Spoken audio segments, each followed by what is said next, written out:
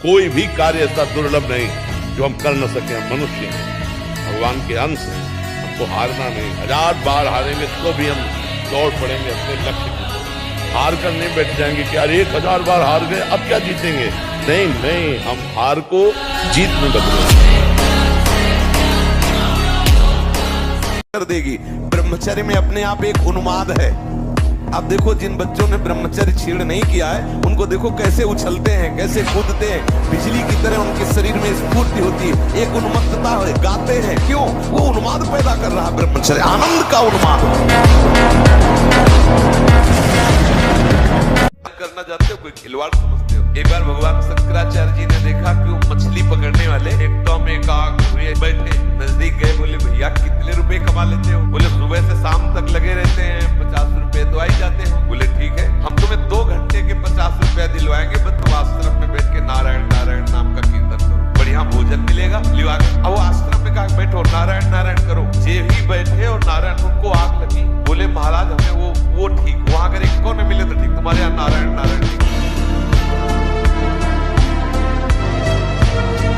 ये घी, रबड़ी, रसगुल्ला, दूध और ये बादाम, पिस्ता, ये गृहस्थों के लिए बने, ये भगवत मार्ग के पथिकों के लिए नहीं, उनके लिए ब्रह्मचर्य का महान ताकत, एक अद्भुत बल, एक अद्भुत उत्साह, एक अद्भुत तेज बना रहता है।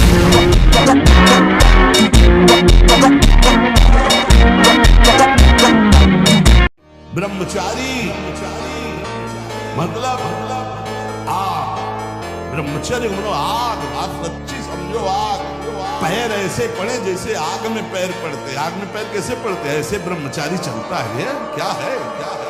इसे गिलहरी नहीं चिलचिलाती, ऐसे ब्रह्मचर्य का जीवन।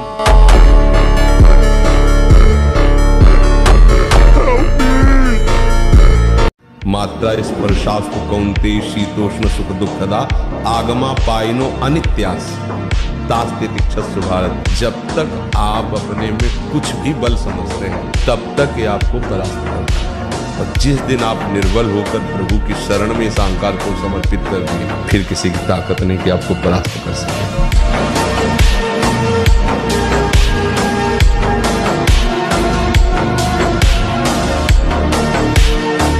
ब्रह्मचर्य रहने से गृहस्थ है तो संतान उत्पत्ति के लिए केवल आदेश और अन्य भाव में हर समय ब्रह्मचर्य है। ब्रह्मचर्य एक बहुत बड़ी जीवनी शक्ति है। ब्रह्मचर्य एक बहुत बड़ा लाभ है। ब्रह्मचर्य एक बहुत बड़ा परमानंद है। हम साधारण भाषा में कहते हैं जिसके निकालने में तुम सुख का अनुभव करते हो उसके रोकने में कितना सुख हो। हर रोग से लड़ने की सामर्थ्य, हर बात को अपनी स्मृति में लाने की सामर्थ्य, हर क्रिया को उत्साह पूर्वक करने की सामर्थ्य, बहुत से सद्गुण ब्रह्मचर्य में है। ब्रह्मचर्य हमारे शास्त्र में सर्वोत्तम रूप से कहा गया है। व्रतों में महान व्रत ब्रह्मचर्य व्रत। हर कष्ट को तुम रौंद सकते हो, हर कष्ट को सह सकते हो। केवल एक निश्चय करो, अब हमारी जिंदगी की कोई परवाह नहीं। अभी अभी तुम्हारा वो भयंकर रूप आ जाएगा कि जिस गली से निकलोगे लोग अंदर घुस जाएंगे। नहीं तो हम लोग कैसे फंसे हैं? हम बड़े दीनहीन मलिन छोटे छोटे विषयों के कीड़े हम बने हुए हैं। हम नहीं निकल सकते, हम तुम्हारे बिना नहीं जी सकते। अपने स्वरूप में आ, अभी सावधान हो जाओगे तो सब तुम्हारे गुलाम हो जाएंगे। सब तुम्हारे गुलाम, अभी तुमको सब गुलाम बनाए हुए थे, अब तू बादशाही कर। जो भोगी है, ऐश्वर्य का संग्रह करने वाला है, जरा सा अपमान में क्रोधित हो जाएगा, जरा सा सम्मान में उद्रवित हो जाएगा, अंतःकरण बिल्कुल हल्का हो जाता है। और जो अध्यात्म मार्ग का थोड़ा भी अनुसरण करेगा उसमें सहनशीलता जागृत होने लगती है, विचार जागृत होने लगते हैं, विवेक जागृत हो जाता है, तो परम सुखी अनुभव करता है अपने, क्योंकि सुख प्रभु में है, माया में नहीं। ब्रह्मचर्य आ जाता है, शरीर भले रोग से ग्रसित हो तो विचार शक्ति इतनी बलवान होती है कि शरीर शक्ति के हीन होने पर भी वो प्रसन्न है। ब्रह्मचर्य बहुत बड़ा वरदान है। हमने पढ़ा है, शास्त्रों में भी पढ़ा है, जब भगवान गरुड़ जी की उत्पत्ति करने का संकल्प हुआ ना कश्यप जी को, तो 10,000 वर्ष तक ब्रह्मचर्य रहे। और फिर जब माता विंता के गर्भ में आधान किया तो अरुण और गरुड़ जैसे महापुरुष पैदा हुए। व्यायाम ब्रह्मचारी को नित्य करना चाहिए। थोड़ा शरीर का व्यायाम अत्यंत आवश्यक है। पूज्य बुजुर्ग सिखाते थे, दवा कोई वर्जिश से बेहतर नहीं, नुस्खा है कम खर्च, बाला नसेन, शक्ति बढ़े फुर्ती लहे, चोट न अधिक पिराए, अन्न पचे चंगा रहे, कसरत सदा सहाय।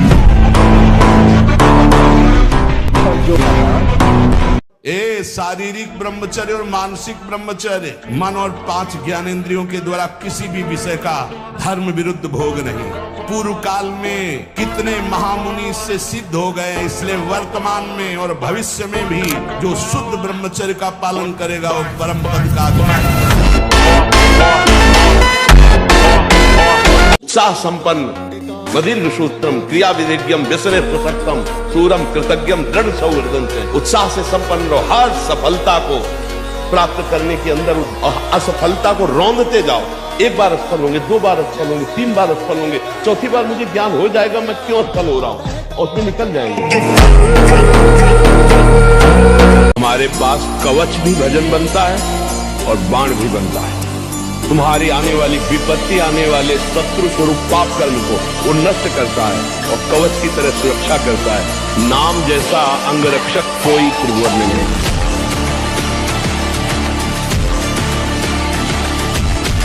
4 बजे उठो और आधा लीटर जल हल्का सा गर्म करके वज्रासन में बैठ के 10 मिनट में पियो, थोड़ा धीरे धीरे, और फिर 10 मिनट टहलो, शौच जाओ, स्नान करो, स्नान करने के बाद 20 मिनट व्यायाम करो, फिर 2-3 किलोमीटर चलो या दौड़ो जितनी तुम्हारी सामर्थ्य हो, राधा नाम जपते हुए। फिर इसके बाद जो आपकी दिनचर्या सांसारिक हो, हम पूजा की एक भी बात नहीं करें, अपनी सांसारिक दिनचर्या करो, और जब आपको समय मिले तो सत्संग सुनो और गीता जी लेना, श्रीमद् भगवत गीता जी, थोड़ी देर गीता पढ़ो। मरना एक बार है, 100 बार नहीं, ध्यान रखो, 100 बार नहीं मरना है, एक बार मरना है, और वो निश्चित समय है। एक बार अपने स्वरूप में आ जाओ, भगवान के अंश हो, एक बार आ जाओ। फेल हो जाने का भय पहले आपने स्वीकार कर लिया, पहली हार को आपने स्वीकार कर ली। हार तो हमें स्वीकार ही नहीं करनी। अगर 100 बार हारेंगे तो हम स्वीकार नहीं करेंगे मैं हारा हूं, नहीं मैं ये कमी को दूर करूंगा, आगे बढ़ूंगा, एक वीर बहादुर की तरह उत्साह संपन्न रखूंगा। आप खुद अनुभव कर रहे हैं कि हम जितना अच्छा ब्रह्मचर्य धारण करते हैं उतना चिंतन में आनंद मिलता है। ये परम सत्य बात है, क्योंकि ब्रह्मचर्य क्षीण होते ही मेधा वो अंदर से मन भजन के लिए निरुत्साहित होने लगता है। ऐसा लगता है क्या करें, और वो निरुत्साह उसे थोड़ी देर के लिए लगेगा, आज के बाद कभी नहीं करूंगा, लेकिन कुछ ही क्षणों बाद इतनी जोर से वेग आता है, वो सारे कसम, सारी वृत्ति सब फिर हट जाती है। फिर वो आखिरकार वो अगर सत्संग ना हो तो वो जीव एकदम निकृष्ट भावना में और नास्तिकता में चला जाता है। अगर होते कोई भगवान तो इतनी बार प्रार्थना की, इतनी बार कसम खाई, इतनी बार कुछ नहीं होता अध्यात्म से, ऐसी बात अंदर डलवा देगा मन, क्योंकि वो यही चाह रहा है कि तुम फंसो माया में। समझ रहे ना? कोई पराजित हो जाता है, इतना निराश हो जाता है, ऐसा क्यों हो रहा है? पराजय कोई बड़ी बात है? अगर जय है तो पराजय भी है, दिन है तो रात भी है, हमें दोनों को बराबर निपटना है। सुख दुखे समे कृत्वा लाभा लाभो जया जयो, जय और पराजय, सुख और दुख और लाभान, दोनों में हम समान रह करके अपने कर्तव्य का पालन करते हुए कभी निराश और उदास और हताश नहीं होंगे। हम राष्ट्र सेवा करेंगे, समाज सेवा करेंगे, भगवत सेवा करेंगे। हम भगवान के अंश है। एक बार हारेंगे, दूसरी बार ऐसे पैर जमाएंगे कि हम आगे निकलेंगे। और ब्रह्मचारी के नेत्र बोलते हैं, जैसे जंगली सिंह के नेत्र हैं, ऐसे ब्रह्मचारी के नेत्र, उसके नेत्र में पावर होता है, एक दबाव पक्ष होता है। वो जिस पर नेत्र डाले तो एक बार झुक जाए सामने वाले की। ब्रह्मचारी का ऐसा पावर है।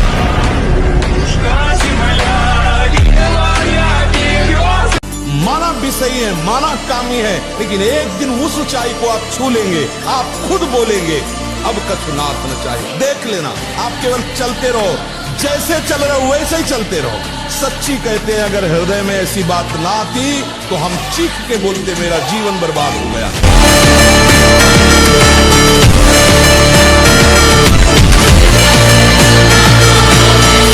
हमारे शरीर में अगर ब्रह्मचर्य है, हमारे शरीर में अगर व्यायाम की स्फूर्ति है, अभ्यास है, किसी भी मार्ग में जाओ विजयी विजयी हो।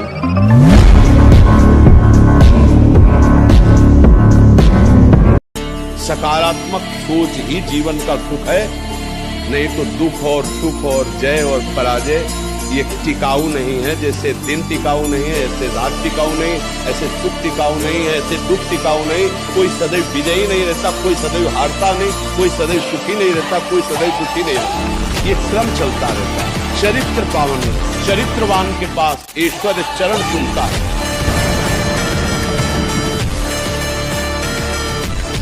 ये ब्रह्मचर्य धर्म है, ये ध्रुपद है, ये नित्य है, ये शाश्वत है। देवलोक सहित समस्त देवता उससे नित्य नमस्कार करते हैं जो ब्रह्मचारी है।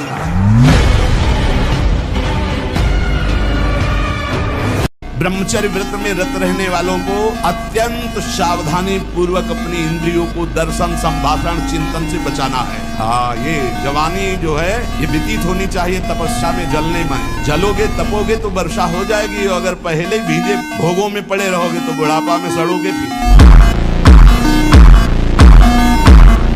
हम कहते हैं आप ब्रह्मचर्य रह के देखो और नाम जप करो, बड़ी बड़ी विपत्तियों को रौंद के न निकल जाओ। तो हमसे बताओ, ब्रह्मचर्य वो पावर है जो आपकी सोच को पॉजिटिव करता है। अगर हम आज दहाड़ रहे हैं तो भगवान की शरण में और ब्रह्मचर्य से हैं, उससे हम दहाड़ रहे हैं।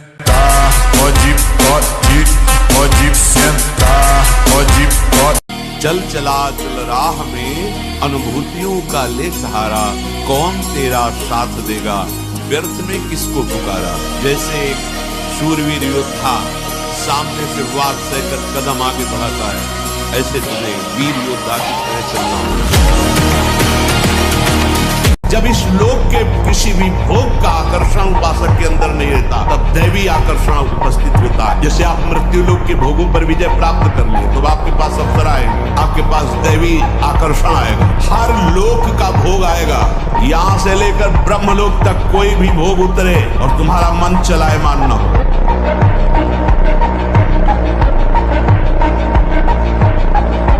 अभ्यास देखो, आंख में पट्टी बनी हुई है, शब्द किस दिशा से हो रहा है श्रवणेंद्र से देखना है, और बाण वही संधान करना जहाँ पे शब्द निकला है। अभ्यास देखो, कुछ ही दिनचर्या में अपार सामर्थ्य देखा, अभ्यास में अपार सामर्थ्य।